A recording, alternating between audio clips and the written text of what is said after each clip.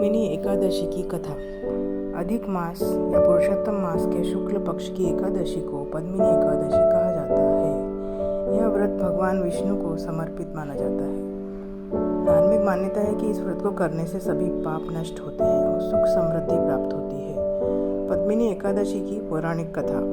प्राचीन समय में माहिष्मती नगरी में एक धर्मपरायण राजा कृतवीर्य राज्य करते थे। उनकी अनेक रानियां थीं, लेकिन उन्हें कोई संतान प्राप्त नहीं था। राजा और उनकी मुख्य रानी पद्मिनी इस बात से बहुत दुखी रहते थे। एक दिन राजा अपनी रानी के साथ वन में तपस्या करने चले गए। उन्होंने वर्षों तक कठोर तप किया, लेकिन फिर भी कोई फल नहीं मिला।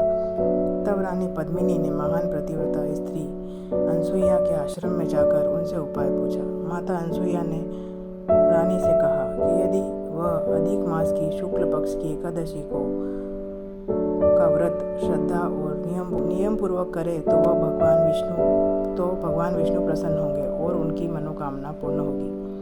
रानी पद्मिनी ने पूरी श्रद्धा से पद्मिनी एकादशी का व्रत किया। व्रत के प्रभाव से भगवान विष्णु प्रकट हुए और वरदान मांगने को कहा। राजा ने एक पराक्रमी पुत्र की कामना की।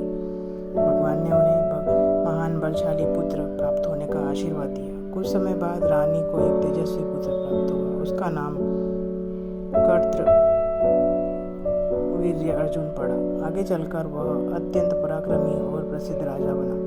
पद्मिनी एकादशी व्रत का महत्व। भगवान विष्णु की विशेष कृपा प्राप्त होती है। संतान सुख और परिवार में खुशहाली आती है। पापों से मुक्ति और मोक्ष का मार्ग प्रशस्त होता है। धन वैभव और मानसिक शांति मिलती है।